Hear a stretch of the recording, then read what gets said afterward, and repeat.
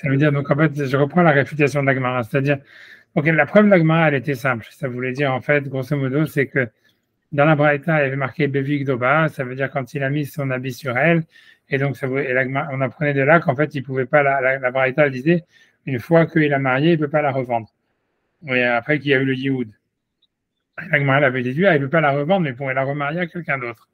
Et si tu dis en réalité que le Yehud, ça faisait la Choupa, ça faisait les Nisouin, ça faisait un mariage finalisé, donc le père, il devrait perdre ses droits sur la fille, il ne devrait pas avoir le droit de la remarier. Ça, ça c'était la preuve. Et donc, la Gemara a apporté de la preuve qu'on voit que le Yehud, ça ne fait pas un mariage finalisé, ça fait que des Kiddushin. C'est bon? Et maintenant, la réputation est plus compliquée parce que tu vois, Rav Yosef, en fait, il est d'accord sur tout le truc. Simplement, Rav Yosef, il veut dire qu'on peut interpréter, c'est-à-dire, c'est pas une preuve à 100%. Ça, ce que Rav Yosef, il veut dire. On pourrait expliquer la Braïta différemment. Ça veut dire faire des déductions de la Braïta différemment. C'est-à-dire que l'auteur de la Braïta, il parlerait comme ça. Il voudrait dire simplement, dans le verset, il y a marqué, si jamais l'acheteur, il a fait Yehud, d'accord, il a fait la Choupa, alors on te dit que maintenant, le père, il n'a pas le droit de la revendre. Et toi, tu vois, la déduction qu'il faudrait faire, c'est pas comme toi, tu as voulu dire en disant, ah, il pourrait pas la revendre, mais il pourrait la remarier. Ah, et s'il peut la remarier, ça veut dire qu'il n'a pas perdu ses droits sur elle par le Yehud.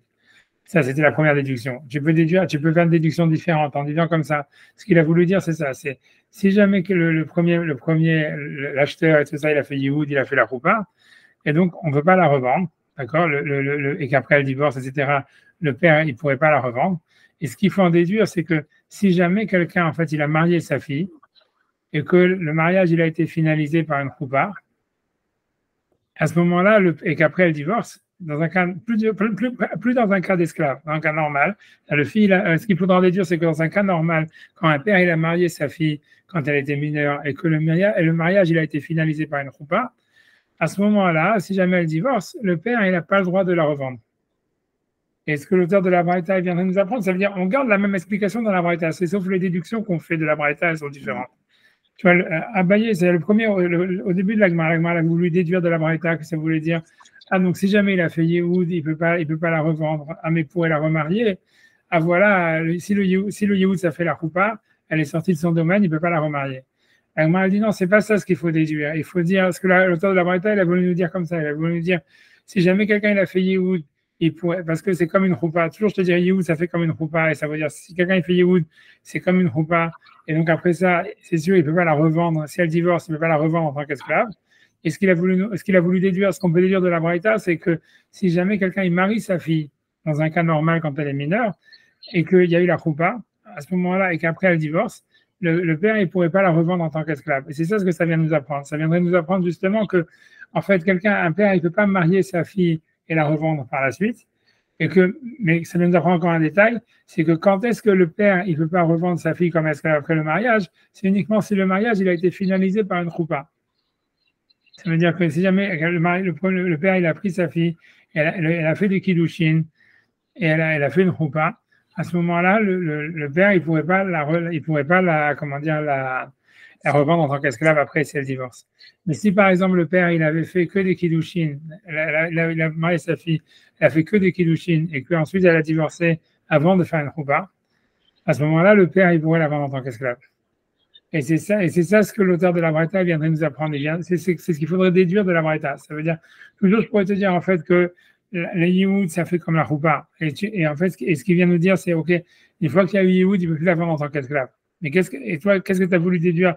Il ne faut pas en déduire, ah, mais s'il veut, il peut la remarier. Parce que si tu fais cette déduction, c'est vrai, tu as raison, c'est une preuve que Yehud, ça fait que la choupa. Parce que sinon, le père, il n'aurait pas le droit de la remarier.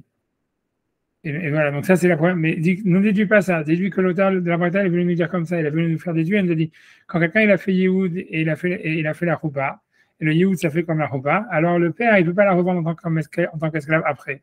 Et ce qu'il est venu nous apprendre, c'est que dans le cas d'un mariage normal, si jamais le père il a marié sa fille sans la vendre en tant qu'esclave, il a marié normalement en tant que mineur, et que donc ça serait simplement dans un cas où il y a eu la choupa, que le père il aurait plus le droit, si jamais elle divorce, il aurait plus le droit de la revendre en tant qu'esclave.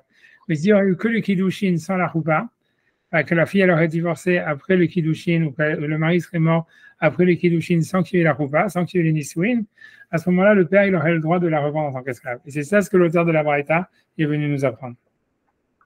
C'est ça, tu vois, c'est ça ce que l'Agmara a dit. Si tu veux, la réfutation, elle est simplement de dire, tu peux déduire de la Braïta une déduction différente, tu vois. C'est une réfutation, honnêtement, moi je vous dis, c'est-à-dire moi je la comprends pas très bien, j'ai pas préparé l'Agmara ni rien, mais c'est une réfutation un peu, que moi je suis pas convaincu a priori, parce qu'a priori, quand une Braïta dit quelque chose, tu vois, tu choisis pas ce que tu déduis, tu vois, tu dois faire toutes les déductions possibles.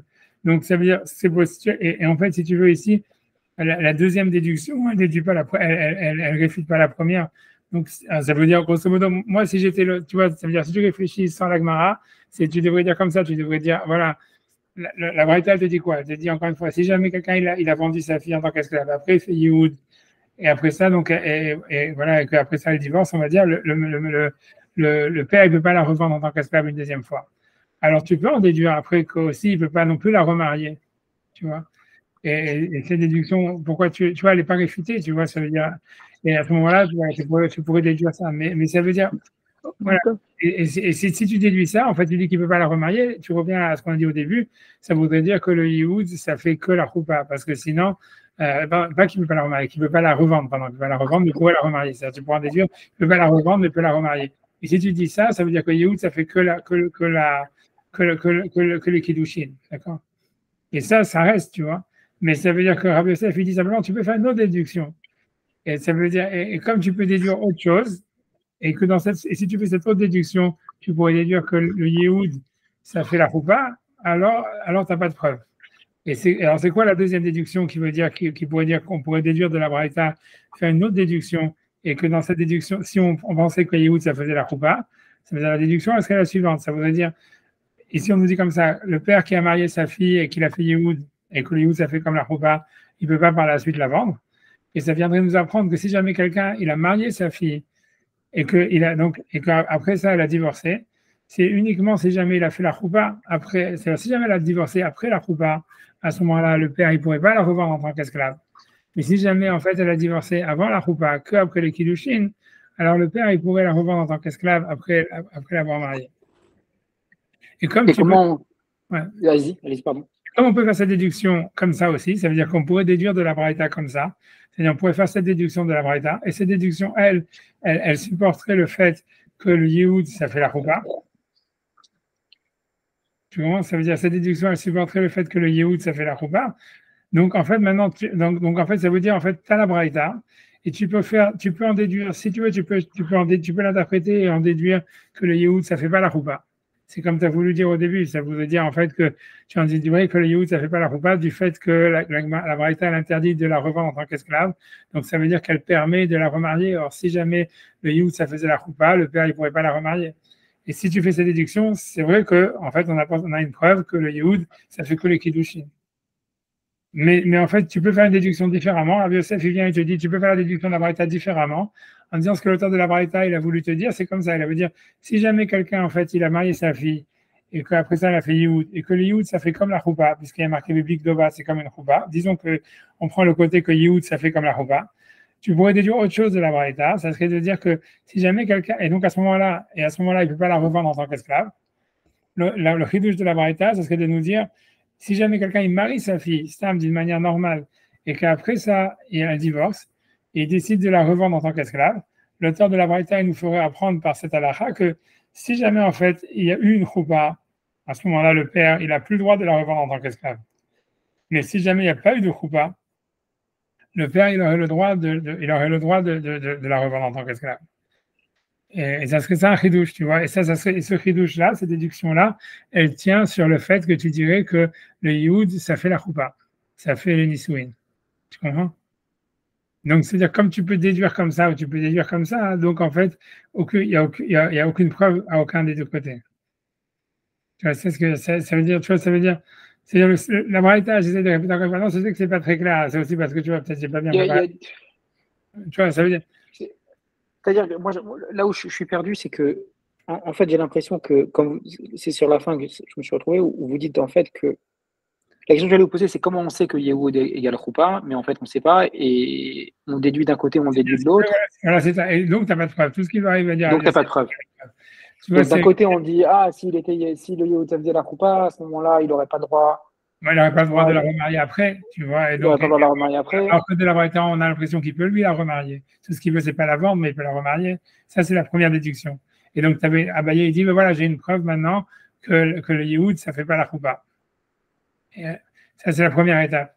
Et Rav Yosef, il dit, OK, on pourrait faire cette déduction, mais je pourrais faire une autre déduction qui serait inverse. Ça serait qui déduit une autre, que l'auteur de la Braïta vient nous apprendre une autre halakha et qui donnerait un sens à la Braïta et une déduction qu'on pourrait apprendre de cette Braïta. Au contraire, si jamais le Yehud, ça faisait la choupa. C'est quoi cette déduction? C'est ça. Ça serait de dire, en fait, qu'est-ce qui a marqué encore? C'est toujours la même chose. Le verset, il ne change pas. On reste toujours dans la même interprétation du verset, etc. C'est toujours Big Doba, ça veut dire qu'il a mis son habit sur elle. Et lui dit, mais on va dire, maintenant, on va prendre parti en disant que Yehud, ça fait la choupa, ça fait le Nisuin. Alors, et donc, la Bretagne nous dirait, et donc après les Nisuin, si elle divorce, il ne veut pas la revendre. Et toi, tu vas en déduire, ah, mais il pourrait la remarier. Non, c'est pas ça ce que ça veut dire. Ça veut dire, en fait, même la remarier, il ne pourrait pas. Même la remarier, il ne pourrait pas, parce qu'elle est sortie de son domaine par les Nisuin. Mais ce que l'auteur de la Braïta il a venu nous apprendre, c'est que dans un cas où un type il a marié sa fille sans la normale, sans esclavage, et qu'en fait, et que l'idée est de savoir, et qu'il a fait que les kiddushin. Est-ce que maintenant, ce qu'il vient de nous dire, c'est est-ce que si jamais quelqu'un a fait que les kiddushin avec sa fille, et que sa fille finalement l'a divorcé, maintenant, est-ce que le père il pourrait revendre sa fille en esclavage? Et l'auteur de la Braïta il viendrait nous dire que oui, il a le droit. Parce que c'est Parce qu'il n'est pas uniquement, allé jusqu'à la c'est choupa. pas la choupa, c'est uniquement dans Yehoud que c'est une choupa, que le père, il n'a plus le droit de vendre sa fille en tant qu'esclave.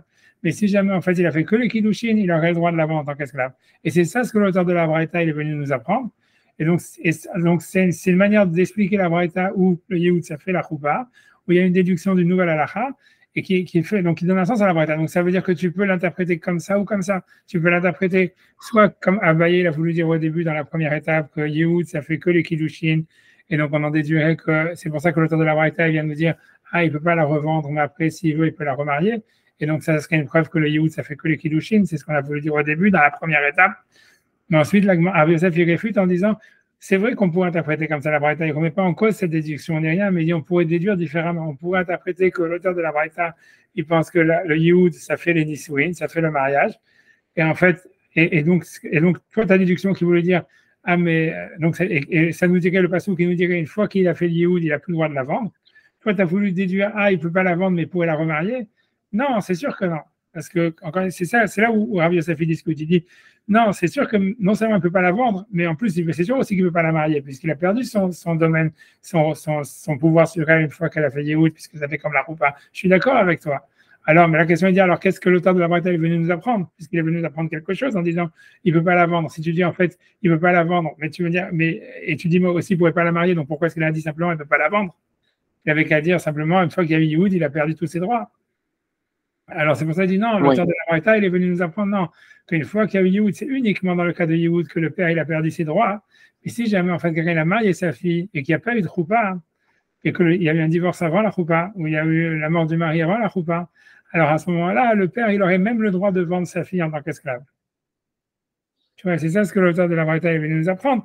Et donc, comme je peux déduire, c'est-à-dire j'ai une déduction qui tient de la Braïta, tout en soutenant le fait que tu vois que le Yehud, ça fait la choupa, donc en fait, j'ai plus de preuves d'un côté comme de l'autre. Donc le doute, il reste. Tu vois, on revient aux c'est ça. Tu vois, on peut faire déjà Rachid sur ça, faire déjà Rachid sur ça. Donc, encore une fois, je comprends. Donc, il y a marqué Yehud. Donc, on est dans Rachid sur la page 12, 18b. Et on est, tu vois, 2, 4, 6 lignes avant la fin des petites lignes de Rachid. Au milieu, tu vois, je ne sais pas comment décrire ça autrement. Tu vois, voilà, ça veut dire 2, 4, 6 lignes avant la fin des petites lignes de Rachid. Au milieu, Yehud. Donc, ce qu'on a déjà fait sur Rachid, mais je le répète encore une fois, Yehud. Donc, Rachid explique c'est quoi Yehud, puisqu'on ne sait pas c'est quoi la cérémonie du Yehud, mais même techniquement, qu'est-ce qui se passe quand un maître, il va dire maintenant je me marie avec cette femme, puisqu'il ne doit pas redonner de l'argent, et on a l'impression qu'il ne doit pas faire, il n'y a pas de troupa non plus, donc c'est autre chose. Donc c'est pour ça que Rachid, il décrit simplement qu'est-ce que c'est le Yehud techniquement, comment ça se passe. Il dit à Amar Lamato, il dit à son esclave, à Gvia, esclave juive, Areat Yehuda Ali, tu es destiné à moi, ou tu es destiné à moi, Bekesef Miknatir, par l'argent que j'ai donné quand je t'ai acheté. Et donc, sûrement, il doit dire ça devant 2 témoins. Et voilà. Et maintenant, ça s'appelle Yehud. Et la question d'Agma, maintenant, c'est de savoir est-ce que ça fait Kiddushin ou ça fait aussi les Nisuin. Alors, il dit, Donc, ok, la Gemara a apporté une preuve avec l'histoire de Big Doba. Donc, on disait que donc, la preuve, elle était de dire, s'il veut, donc après qu'elle elle a fait Yehoud une fois, il ne peut plus la revendre. Et la Gemara avait dit, elle ne peut pas la revendre, mais s'il veut, il peut la remarier. Et donc, ça serait une preuve que le premier Yehoud, il fait que les Kiddushin, sinon le père, il aurait perdu ses droits sur elle. Donc, Rashi va expliquer ça. Il dit, A Yehoudé Meyahed, ça veut dire, on dit de la Braïta, tout ce qu'il peut, après que le mari, le premier acheteur, il a fait Yehoud, il ne peut pas la revendre à quelqu'un d'autre, mais il pourrait la refaire Yehoud à quelqu'un d'autre. Donc Rachid explique Yehoud, c'est pas vraiment ici, ça pourrait la remarier à quelqu'un d'autre. Kelomar le Kiddushin, ça veut dire qu'il pourrait la remarier à quelqu'un d'autre. Kelo le Shem Shifrut, que tout ce qui est interdit en fait, c'est simplement de la vendre en tant qu'esclave. Morcha, tu vois, donc ça veut dire tout, il pourrait la vendre en tant que mariage, quoi. Ça veut dire tout ce qui n'est pas en tant qu'esclavage, il pourrait la revendre. Ça veut dire, on pourrait en déduire de la Braïta qu'il pourrait la remarier à quelqu'un d'autre après le Yehoud. Donc, c'est une preuve que le Yehoud, ça faisait que les Kiddushin, parce que si ça faisait la Choupa, le père, il perdrait tous ses droits sur la fille. Donc, Rachid va expliquer d'où est-ce qu'on sort ça. D'où est-ce qu'on sait d'une manière tellement évidente qu'une fois que quelqu'un il a marié sa fille et qu'il y a eu des Nisouin, le père, il perdrait ses droits sur sa fille pour la remarier. Alors, Rachid dit, en la vie à Reshutva. Donc, si jamais, donc dans la première étape de la Gemara, si jamais le Yehoud, ça faisait le mariage, ça faisait le Nisouin, ça finaliserait le mariage, en la vie à Reshutva, donc le père, il n'a pas de droit sur elle. Il dit Kedash Kechan et Inyan Nedarim. Donc, Rashi, les a trouvé c'est quoi la source de la Gemara. Donc, il a fait une déduction. Il dit c'est comme on le trouve au sujet des vœux, des Afka Kra Mershute, parce que la Torah, elle a, si tu veux,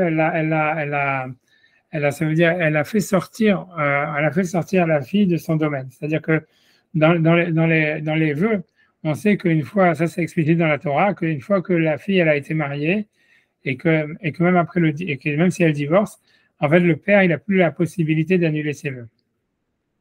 Ça s'explique dans la Torah. Donc Rachid veut dire c'est de là où la Gemara aurait déduit que s'il n'a plus le droit de lui annuler ses vœux une fois qu'elle a été mariée et divorcée et avec une choupa, c'est logique de penser qu'il ne pourrait pas non plus la remarier ou la revendre ou des choses comme ça. Ça veut dire la revendre, ça on l'apprend des versets, mais ça veut dire en tout cas que c'est logique de penser qu'il ne pourrait pas la remarier non plus. Ça veut dire voilà. Et que c'est pour ça que la Gemara elle pense que c'est évident que si jamais le Yehoud ça faisait les Nisouin, il ne pourrait pas la remarier. C'est bon? Ok. Tu vois, Kedash Kechan, donc la source, ça serait les vœux. Ça veut dire Kedash Kechan et Nedarim, comme on le trouve, tu vois, au sujet des vœux. D'Afke Kra Mirshute, que la Torah, donc, elle a fait sortir du domaine du père. Voilà, où le verset dit clairement Venez de Almana ou Grosha, et ça veut dire le vœu d'une veuve et d'une divorcée. Tout ce qu'elle dira, ça tiendra. Et donc, ça voudrait dire que la Torah vient nous dire que même si une fille, elle était mineure et qu'elle avait été mariée par son père, et qu'elle est encore mineure, et qu'elle fait un vœu, en fait, le vœu, et ça veut dire il tiendra. Le père, il n'a pas la possibilité d'annuler les vœux. D'accord? Si vous posez une question de comment ça se fait qu'un mineur, quand il fait des vœux, son vœu, il a une valeur, tu vois, c'est une question, tu vois, mais ça veut dire, puisque tout ça, on parle de quelqu'un qui est mineur, mais ça veut dire que c'est une halakha dans les vœux, qu'en réalité, bien qu'un katan, quelqu'un qui n'est pas par mitzvah, il exempte toutes les mitzvot, mais pour les vœux, un enfant mineur, ses vœux, ils ont une valeur à partir d'un an avant la bar mitzvah. Et un an avant la bat mitzvah pour une fille. Et c'est toute la paracha. Donc les Nedarim, c'est quoi? C'est par exemple, il dit quoi ça veut dire si jamais quelqu'un il dit, tu vois, ça veut dire si jamais quelqu'un, une femme, elle Ekdesh, il fait quelque chose d'Ekdesh. C'est ça, une femme qui fait le vœu dit, je vais pas manger des pommes aujourd'hui. Je fais le vœu de ne pas manger des pommes aujourd'hui. Il faut le dire d'une certaine manière, tu vois, mais ça veut dire une femme, c'est n'importe qui dit, je fais le vœu de ne pas manger des pommes aujourd'hui, par exemple. Alors normalement, ça veut dire voilà, c'est un vœu, tu vois. C'est-à-dire si jamais quelqu'un a pris des pommes aujourd'hui, il est hayav, tu vois, le yachal des varo, bon, bref, il a transcendé la Torah, etc. Donc il pourrait être nazir en fait. Le gars un an avant son. C'est exactement. C'est pour ça que même un mineur, il peut être nazir. Un mineur peut être nazir. Une fille mineure, elle peut être nazir. Mais son père, il peut annuler les femmes, elles peuvent être nazir? Oui, bien sûr. Ah, c'est plus facile de couper les cheveux pour une femme que pour un homme, je crois. Non, je pensais pas du tout. On parle tellement masculin dans le nazir que ouais. Ah ouais, le nazir, il a toujours eu une image de masculin dans ma tête, c'est fou. Il y a des nazirs. Allez, je vais pas aller, on va pas partir. Voilà, ici, par exemple, tu vois, le père, il peut annuler si une fille de 11 ans. D'accord. Une fille de 11 ans, elle peut faire le feu d'être nazir et le père, il peut annuler le feu, tu vois. Okay. Mais encore une fois, si jamais, en fait, il a marié sa fille et que la fille, elle était mariée et qu'elle a divorcé, Donc, la Torah dit clairement que le père ne peut plus l'annuler. Donc, ce qu'il dit Rachid, c'est que la source de la Gemara qui dit d'une manière tellement évidente que une fois qu'elle aura été mariée et divorcée, le père il perd ses droits sur elle. Donc, la question qu'on avait, c'est d'où est-ce que c'est la Gemara, c'est ça tellement évident. Rachid dit que la source, c'est que dans les vœux, on voit que la Torah l'a dit explicitement comme ça. Que la Torah elle a dit il y a marqué que si jamais quelqu'un Neder Almana ou Grosha, tu vois, Kol Asher Asra Nafsha Yakum, ça veut dire tout ce qu'elle a mis sur interdit sur elle-même, ça tiendra. Donc ça veut dire que même si elle est mineure, ça veut dire que le verset il dit clairement que si jamais quelqu'un il a marié sa fille et qu'après ça elle a divorcé ou bien qu'elle est devenue veuve, et donc l'idée c'est que le père il aurait tu vois, il aurait perdu ses droits sur la fille. Et la Gemara en déduit que c'est la même chose pour la remarier. Ça veut dire, comme il perd ses droits pour annuler ses vœux, et une fois qu'elle aura été mariée, une fois qu'elle aurait divorcé, en fait, le père, il perdrait son droit de la remarier. Tu vois, la source d'Agmara, ça serait en fait les vœux. C'est clair? Ouais. Ok. Donc, maintenant, Rachid essaie d'expliquer la réfutation de l'Agmara, de Rav Yosef, de cette preuve, qui avait dit non, en fait, l'auteur de la Braïta, il n'est pas en train de déduire, il ne faut pas en déduire sur le cas où il y a eu Yehoud, il faut en déduire sur le cas d'un type qui a marié sa fille normalement. Donc, et c'est pour nous apprendre que si jamais il y a une choupa, là, il ne pourrait pas la vendre en tant qu'esclave. Donc, c'est ça ce qu'il dit. Donc, Rachid va expliquer ça. Il dit Acha, ça veut dire la braïta, ici, Acha, ça veut dire ici, mais Katane, où il a été marqué Pires Talito, là, Pires Talito, il a étendu son talit sur elle. Lav bi Yehoud Kae, ça ne parle pas vraiment du Yehoud lui-même, d'un cas quelqu'un qui a vendu sa fille en tant qu'esclave et qu'ensuite il la destine au mariage, etc. Et là, Bikidush-Ktana be'almak shelo nimkera, ça parle simplement du mariage d'une fille mineure, que le père il a marié une fille mineure normale, be'alma, shelo nimkera, sans la vendre en tant qu'esclave. Et le chidouche de la Braïta, ça serait de dire Kevan shemasra lemish nitchayev ba, c'est une fois qu'il a transmise à un mari qui est obligé, donc on a vu de She'era Ksuta Vonata. She'era, c'est de dormir, Rachid n'explique pas ici, mais bref, ça veut dire qu'il y a eu une choupa. Donc j'imagine, c'est ça, ça veut dire Keloma, Rachid dit Shekitcha la Yeshut, ça veut dire qu'il a marié, il a fait des kiddushin pour le mariage. En Mocha, donc il n'a plus le droit de la vendre.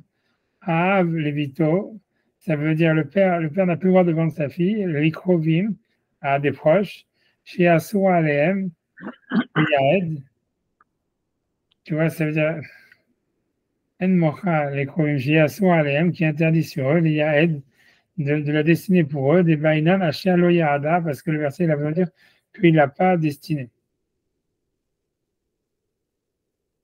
Je ne sais pas ce que ça veut dire, je ne sais pas qu'est-ce qu'il y a avec l'ikrovim, de secondes.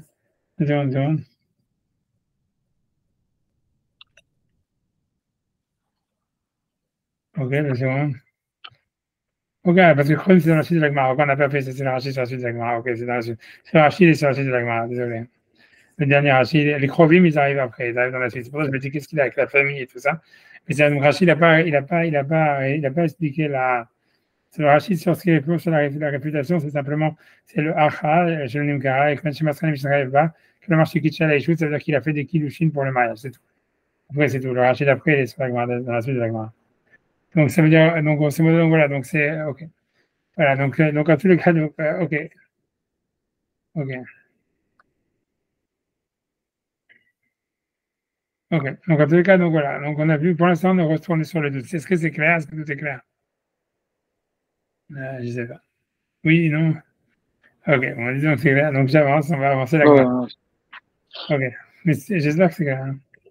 Ok. Désolé. Ok. Ok, Tachema. Donc, la Gemara dit, viens, écoute, donc on va apporter maintenant une deuxième preuve, à savoir, donc, si on a doute, à savoir, est-ce que le Yehud, ça fait la choupa? Est-ce que ça finalise le mariage ou ça fait que des kiddushin? Donc, il y a marqué comme ça, donc, En Mocha la Krovim. C'est là où ça arrive l'histoire des proches. Il n'a pas le droit de la vendre à des proches.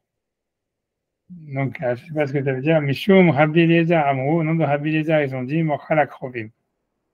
Ça veut dire, au nom de Rabbi Eliezer, ils ont dit, il peut la vendre à des proches.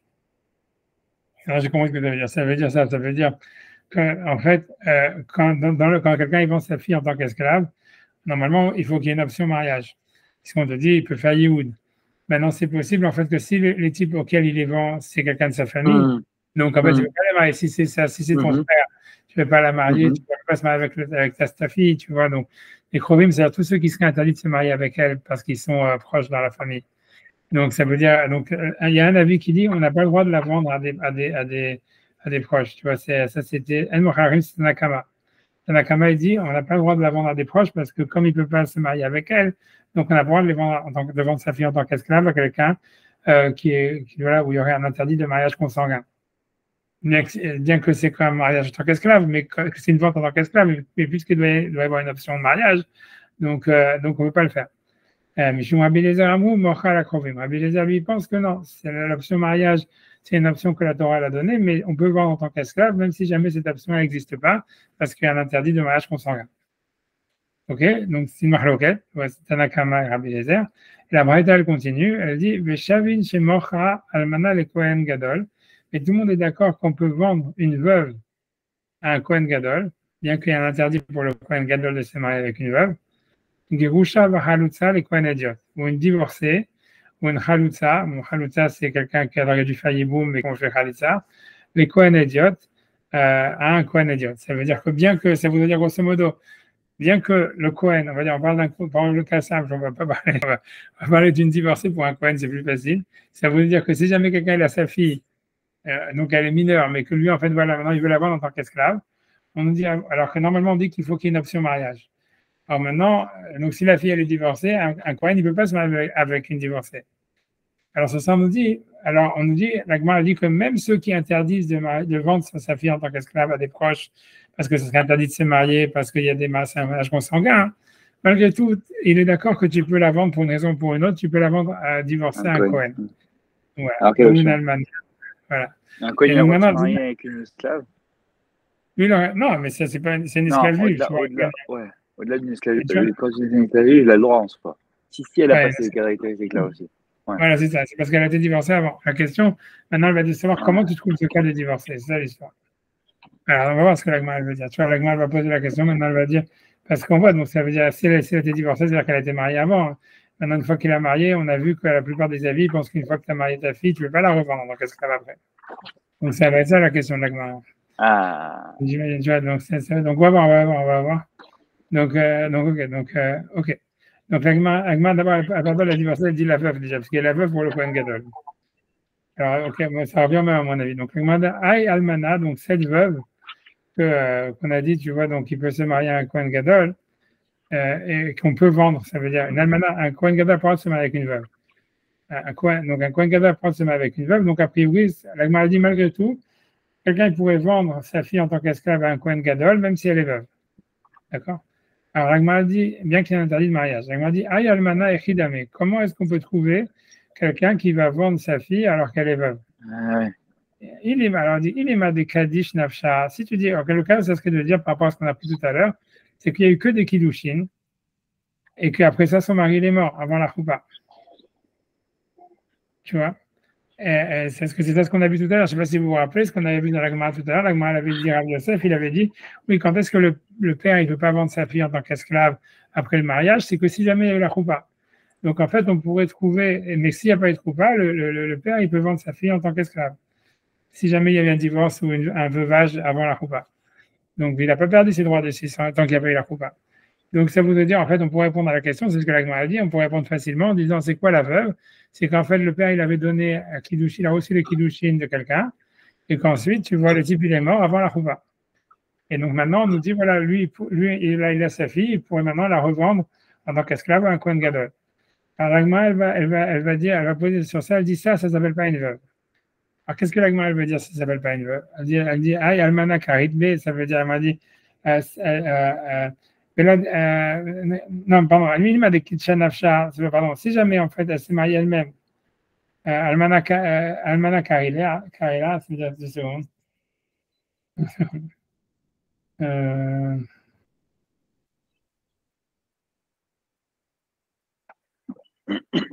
Voilà, donc ça veut dire si c'est elle qui s'est mariée, c'est sûr que non, puisque tu vois, ça veut dire elle n'a pas le droit de se marier quand elle est mineure.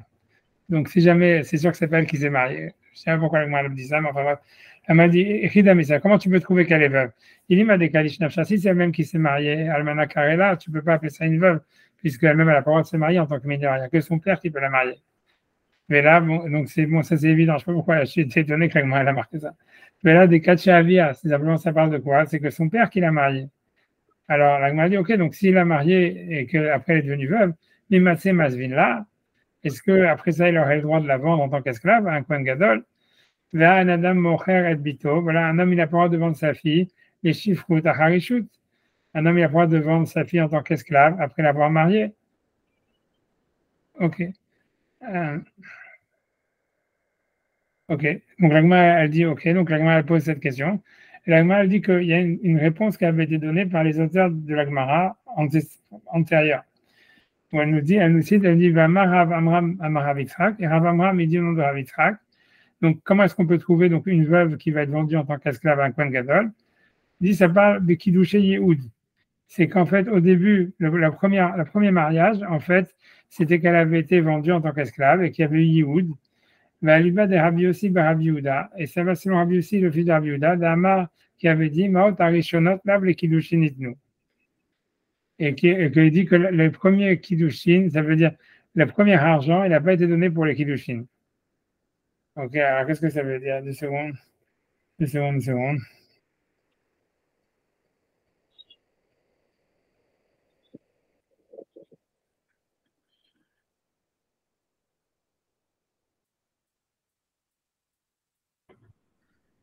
Voilà, ça veut dire.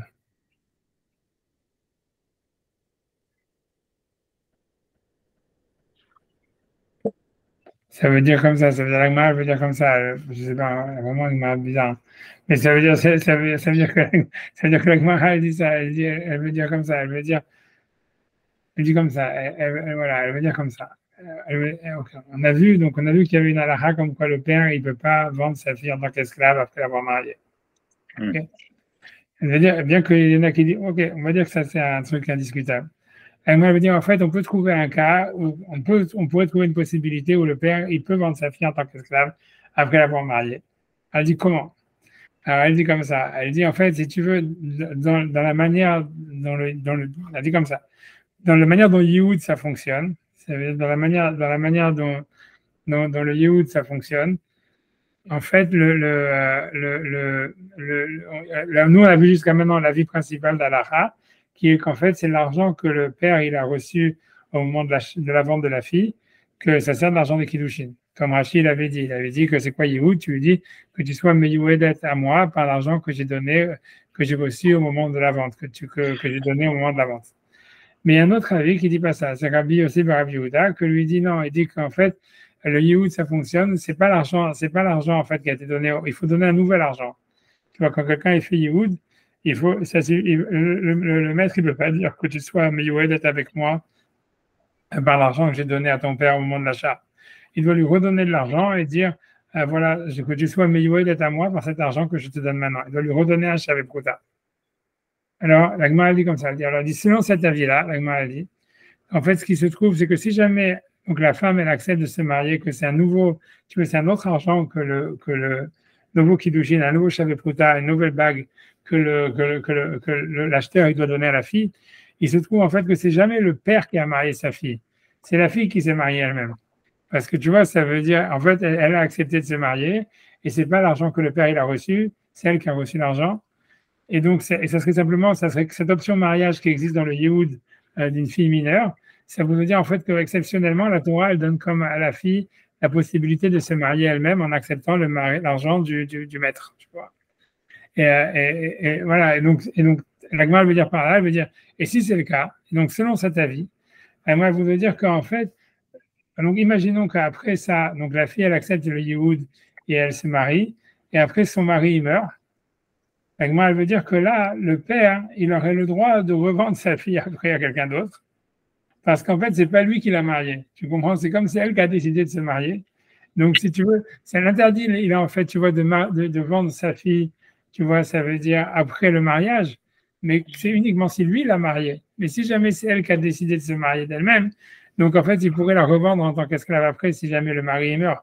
C'est-à-dire, selon l'avis qui pense, c'est la le dire comme ça, a dit, selon l'avis qui pense que le Yehoud, c'est pas fait avec l'argent du mariage, c'est pas fait avec l'argent de la vente du début, c'est un nouvel argent que le maître il donne à la fille. ça voudrait dire en fait que quand il y a Yehoud, c'est pas le père qui marie sa fille, c'est la fille qui se marie elle-même. Et donc à ce moment-là, ce que la veut dire par là, donc si jamais le mari il meurt, donc le père, il aurait toujours le droit après ça de la revendre à quelqu'un d'autre. Pourquoi? Parce que c'est mariée elle-même. Pourquoi il aurait le droit de l'idée, c'est comme ça, c'est que tout ce que la Torah elle dit que le père il ne peut pas vendre sa fille en tant qu'esclave après l'avoir mariée, c'est s'il l'a mariée, tu vois. Mais si jamais lui l'a pas mariée, et c'est elle qui s'est mariée elle-même. Puisqu'en fait, tu vois, le Yehoud, si tu dis que elle veut dire que si jamais le Yehoud, c'est pas l'argent de la vente, c'est un autre argent. Ouais, c'est bizarre parce que. Ça veut dire, non, mais ça veut dire qu'il n'est jamais sorti. En fait, ça veut dire qu'il n'est jamais sorti alors. Il a le droit de la marier parce que. Ça veut dire qu'en fait, la Torah, elle va donner le droit de recevoir l'argent du mariage elle-même et de se marier elle-même, mais qu'en fait, ce droit-là, et une fois si jamais le mari meurt, ça veut dire en fait que le père, lui, récupère ses droits après, tu vois, dans ce cas-là. Donc, moi, ce que je trouve très bizarre là-dedans, c'est parce que comment est-ce que la Torah, elle peut donner à la fille mineure la capacité de se marier, tu vois, ça, c'est ça que je comprends pas, tu vois. Mais bon. Du coup, il y aurait deux cas possibles.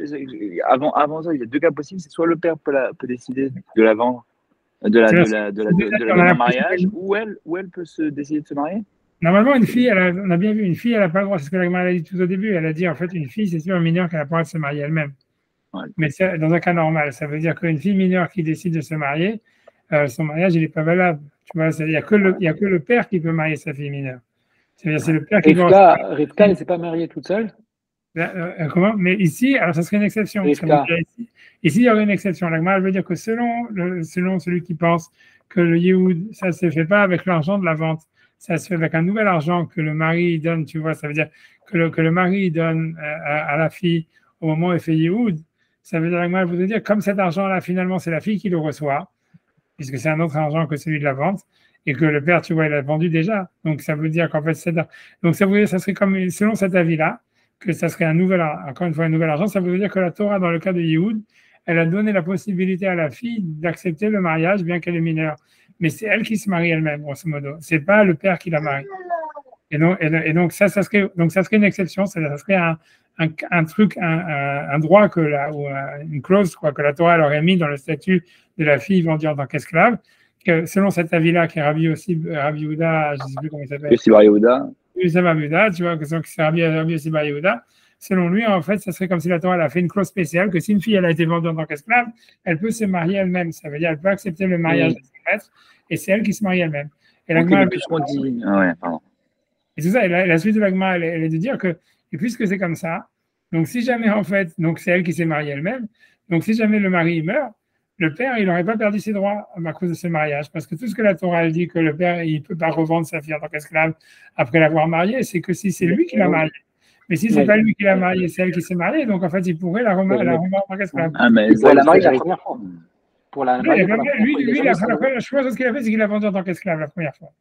Il l'a vendu en tant qu'esclave. Et après ça, il y a eu Yehoud. Yehoud, selon cet avis-là, selon Rabbi Yossi Bar Yehuda, c'est pas comme on a expliqué jusqu'à maintenant, comme Rachid a dit, comme on a compris jusqu'à maintenant, que c'était l'argent de la vente qui revenait au père et que donc, à ce moment-là, dans le cas normal, si on comprend pas comme Rabbi Yossi Bar Yehuda, ça veut dire le Yehoud, c'est comme si c'était le père qui l'a marié, parce que c'est l'argent qu'il a reçu au moment de la vente, qui est considéré comme l'argent des Kiddushin, comme Rachid l'a dit. Et donc, en fait, c'est le père qui le reçoit, et c'était une option qu'il y avait au moment même de la vente, tu vois. C'est comme si, tu vois, dans la vente, il y avait inclus un Maaseh Kiddushin, tu vois. C'était optionnel. Ça veut dire tu pouvais dire cet argent, soit c'est une vente, soit c'est un mariage, mais soit c'est les deux. Ça veut dire c'est une vente pendant 3 ans, au bout de 4 ans, je veux me marier, tu vois, ou pas, tu vois. Mais ça, c'était une option mariage, donc ça veut dire c'est le père qui marie la fille, tu vois. Et ça, c'est ici la vie normale. C'est ici la vie qu'on a compris jusqu'à maintenant, comme Rachid a dit, que ça veut dire que tu vois que l'argent des Kiddushin, l'argent de la vente, c'est l'argent du Yehoud. C'est pas que le mari, quand il va faire Yehoud, il doit redonner de l'argent. Il dit simplement, comme Rachid a dit au début de la Sougia, comme on l'a fait au début, Rachid a dit, c'est quoi Yehoud? C'est que le père, le mari ne donne pas d'argent. Il dit simplement que tu sois marié avec moi, avec l'argent que j'ai donné au moment de la vente. Quand c'est comme ça, tu vois, donc c'est le mari, il se trouve que tu vois que rétroactivement, si tu veux, c'est le père qui a marié sa fille. Ouais. Et donc, tu vois, et donc la Gemara dit dans ce cas-là, c'est normal que le père, si tu veux, il perd ses droits sur sa fille. En tous les cas, il ne peut pas la revendre en tant qu'esclave une deuxième fois. Parce qu'on a vu qu'une fois que tu as marié ta fille, tu ne peux pas la vendre en tant qu'esclave. Mais la Gemara dit, selon Rabbi Yossi Bar Yehuda, que lui, il pense qu'en réalité, quand le maître qui fait Yehoud, il doit donner de l'argent à nouveau, et cet argent, il le donne à la fille, et ce n'est pas l'argent de la vente que le père il a reçu au début. Donc, il se trouve qu'en fait, c'est pas le père qui marie sa fille quand il y a Yehoud. Lui, il a simplement vendu en tant qu'esclave. Mais c'est elle qui a décidé de se marier. C'est elle qui a reçu l'argent du mariage.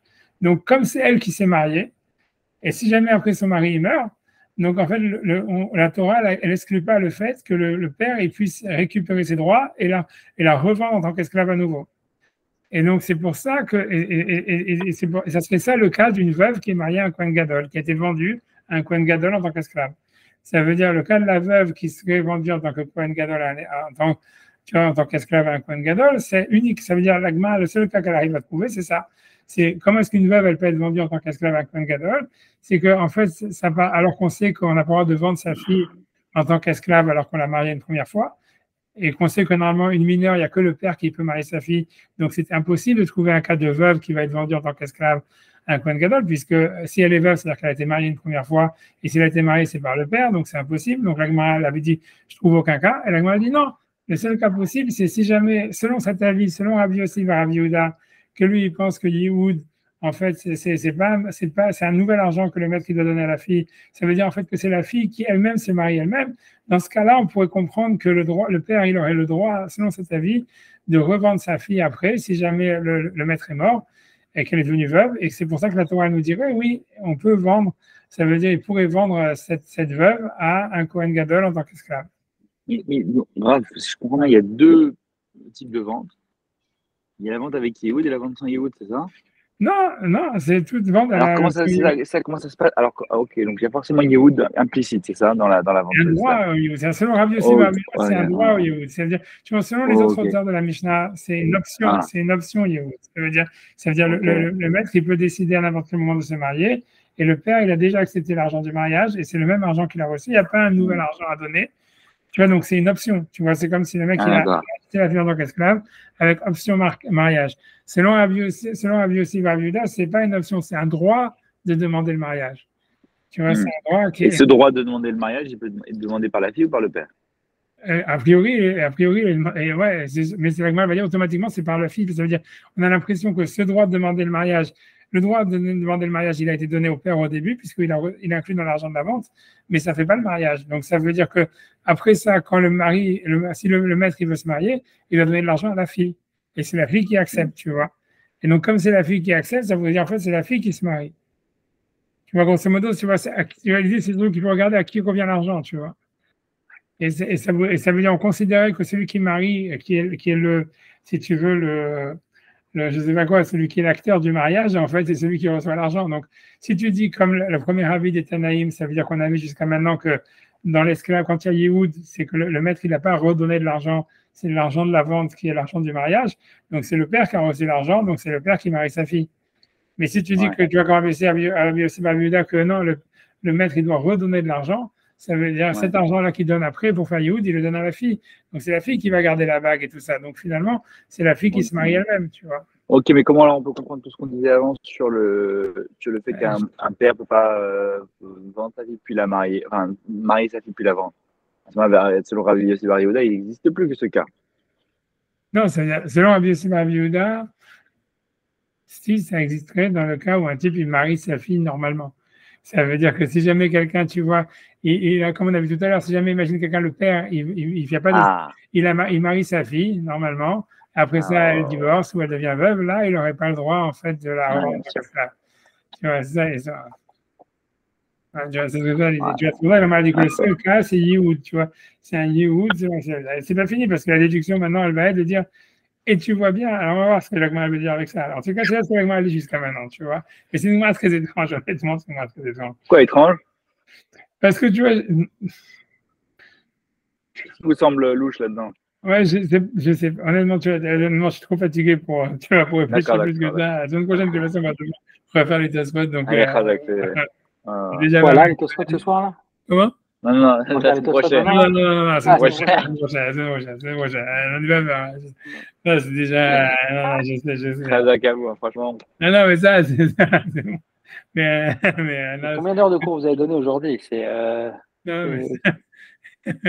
Mais bon, mais tu vois, Peu importe. En tout cas, okay, voilà, donc, en tout cas, mais c'est vrai que là mais moi, il y a des trucs qui me paraissent louches, mais honnêtement, j'ai pas la force. J'ai pas envie, je vais m'embrouiller si jamais. Surtout, je vais vous embrouiller à vous, tu vois. Si moi, je m'embrouille, c'est pas grave. Si je vous embrouille à vous, c'est plus grave, tu vois. Tu vois. Déjà qu'on s'accroche, ça, non, ok, donc, en tout cas, on est au milieu de la déduction. Nous arrêtons pas au milieu. Ok, donc, on dit, ok, donc, je peux reprendre dans les mots si vous voulez de tout ça. Donc, si vous voulez, allez, je reprends dans les mots depuis la début. Donc, Tachema, donc viens, écoute.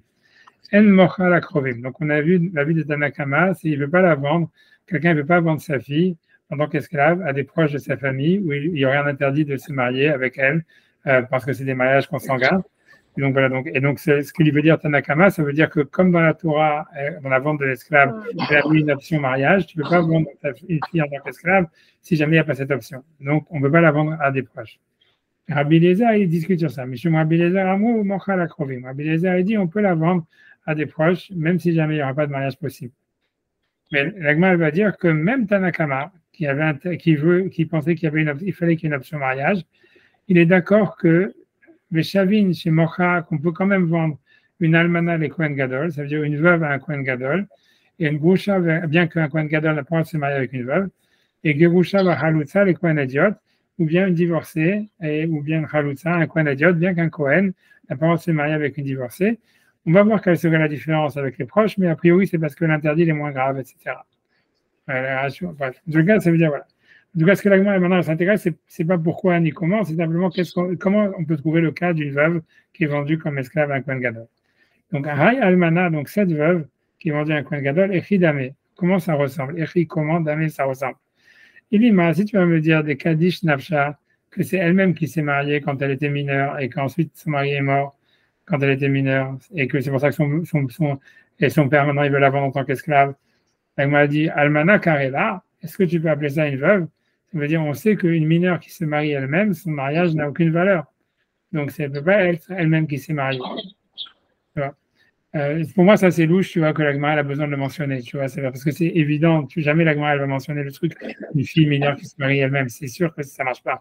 Donc c'est bizarre que la Gemara même elle le mentionne. Ok, tu vois, c'est même pas un cas. Ouais, tu vois, c'est bizarre, tu vois, c'est très bizarre. Bref, tu vois. En tout cas, la Gemara dit, ok, là, donc ça veut dire, donc c'est pas elle qui s'est mariée, puisque ça on sait que son mariage il n'est pas valable si elle s'est mariée elle-même.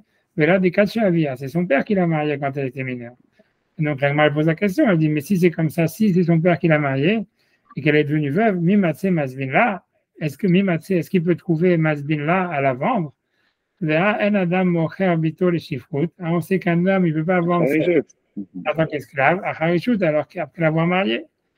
Et sur ça, l'Agma dit, on a une réponse, ça veut dire, là, c'est l'Agma qui continue à parler, mais elle va citer des Amoraïm des Retz Israël. Donc, ça veut dire, cette question, elle est quoted, tu vois, d'auteurs antérieurs, tu vois. Parce que Rav Avraham Aravitrak, c'est un auteur d'avant, tu vois, ça veut dire quoi? Moi, tout ça, elle fait que citer, elle dit Rav Avraham Aravitrak, et Rav Avraham, au nom de Aravitrak, il a dit comment interpréter cette braïta d'une veuve à un Kohen Gadol qui est vendue comme esclave à un Kohen Gadol. Achab et Kiddush et Yehoud, ça peut parler que d'un seul cas possible, c'est quand il y a eu du Yehoud, ça veut dire que le père, il avait d'abord vendu sa fille en tant qu'esclave, que le maître avait fait Yehoud, Aliba de Rabbi Yossi vers Rabbi Yehuda. Et c'est suivant l'opinion de Rabbi Yossi vers Rabbi Yehuda, de Hamar qui avait dit Maot Arishonot, l'argent, le premier argent, ça veut dire l'argent de la vente que le père il a reçu initialement quand il a vendu sa fille, Lav le Kiddushin, il n'avait pas été donné pour le mariage.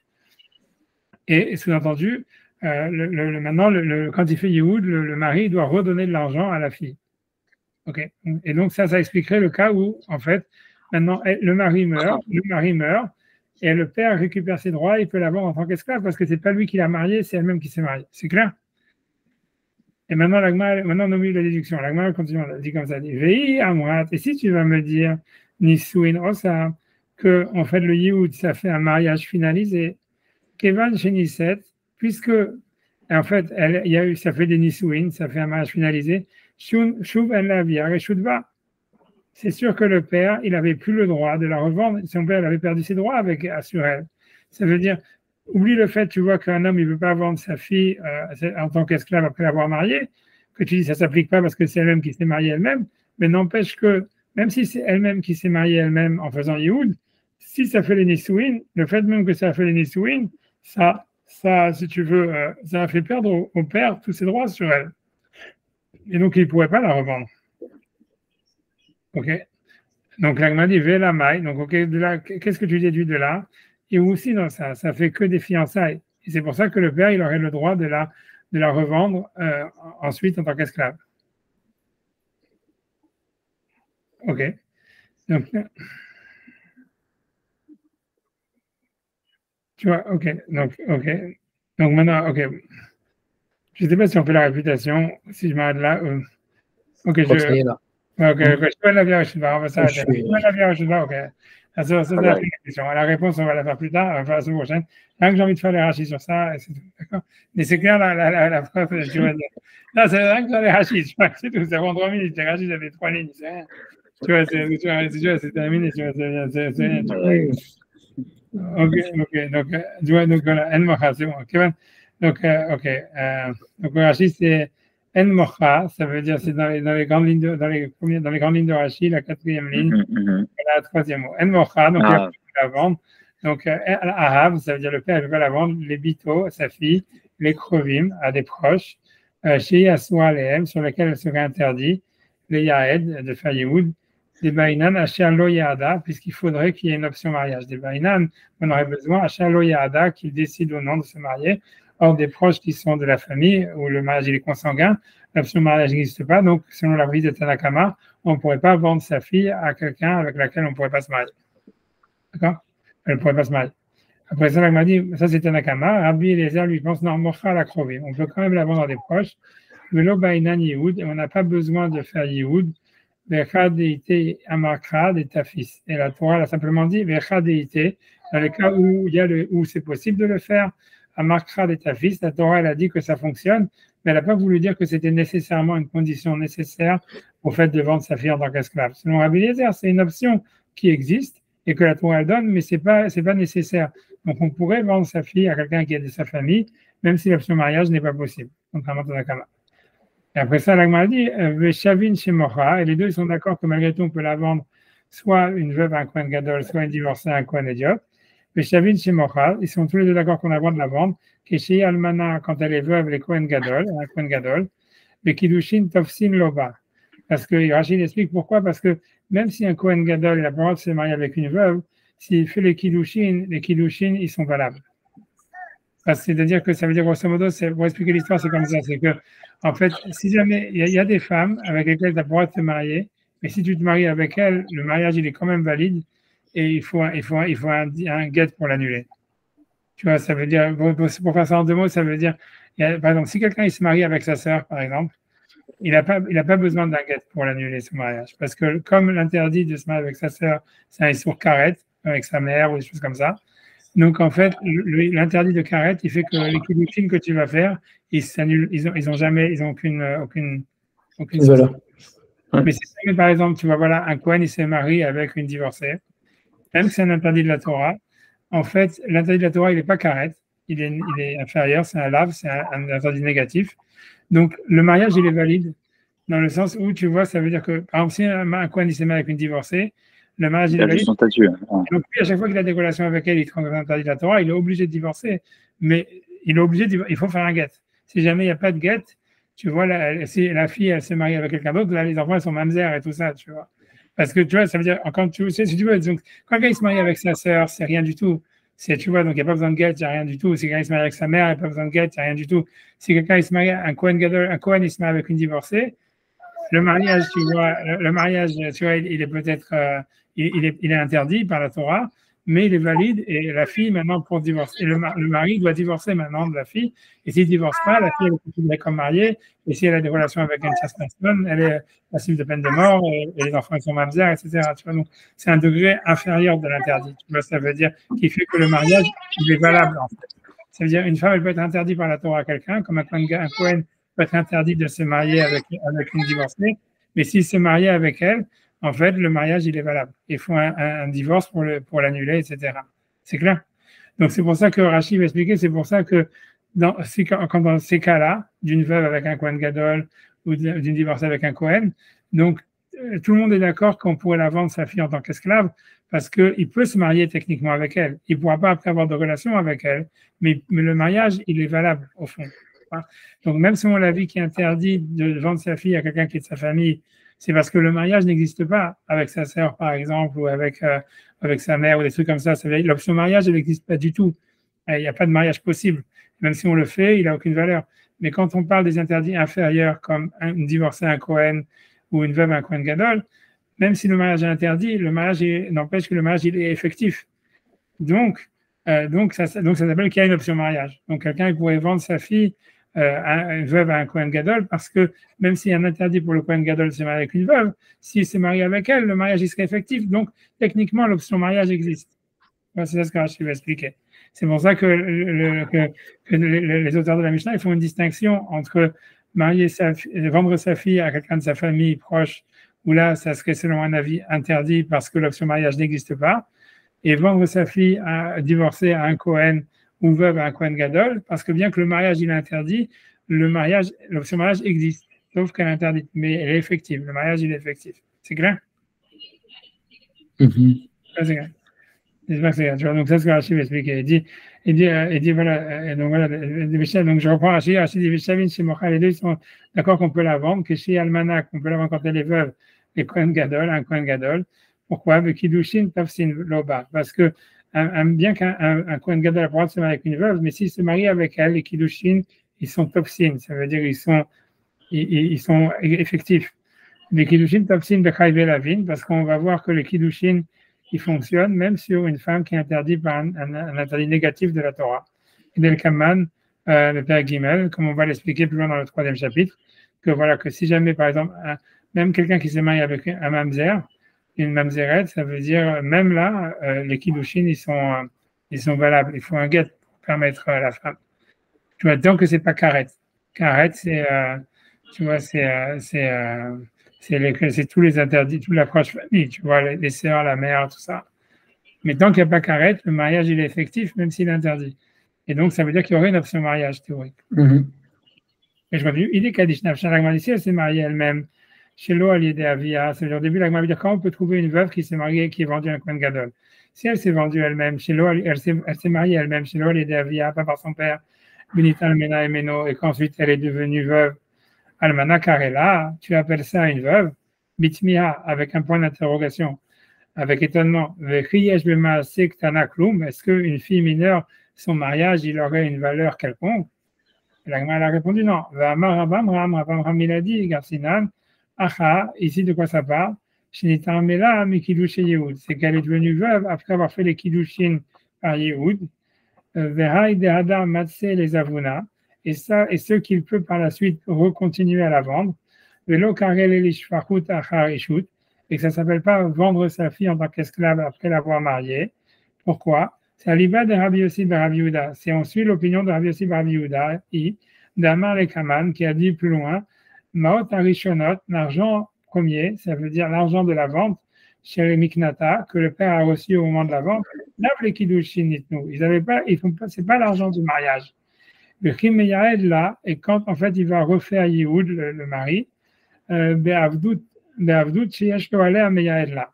Ça veut dire, lui dit que comment, et c'est pas qu'il est obligé de redonner de l'argent, mais il dit qu'il peut le faire sans argent, c'est des radins, en disant qu'il se marie avec elle en annulant le reste du travail qui lui restait à travailler pour lui.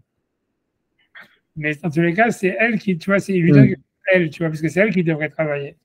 Mais tu vois, ça veut dire que voilà, mais c'est pas l'argent de la vente, c'est soit en fait il lui donne une bague, soit en fait il lui dit maintenant tu n'es plus mon esclave. Et par le fait qu'elle n'est plus obligée de travailler pour lui, elle est mariée par ça. Mais ça veut dire il lui donne quelque chose à elle, grosso modo. C'est ça le point qu'il faut retenir.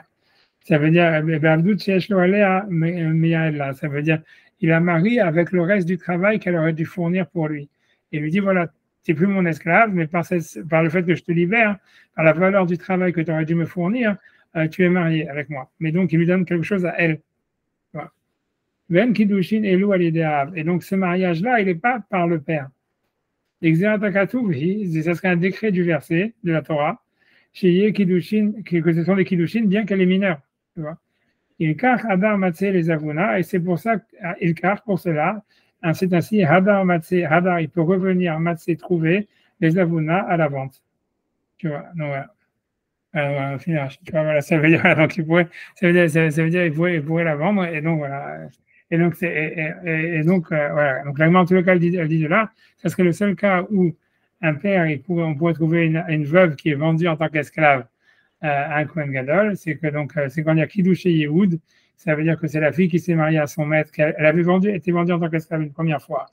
Ensuite, il a fait Yehoud, et on est selon Rabbi Yossi Bar Yehuda qui dit que c'est l'argent il doit être donné à la fille. Donc, c'est la fille qui s'est mariée elle-même. Ensuite, le mari est mort, donc elle est veuve, et maintenant le père, il aurait le droit de la revendre en tant qu'esclave parce que c'est pas lui qui l'aurait mariée la première fois.